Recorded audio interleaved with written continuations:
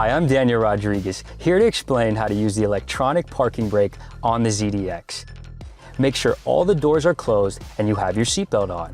The electric parking brake switch can be found on the lower dash just left of the steering wheel. When the vehicle is at a complete stop, press the switch, a red light will flash and then stay on. A message will also appear on the DIC.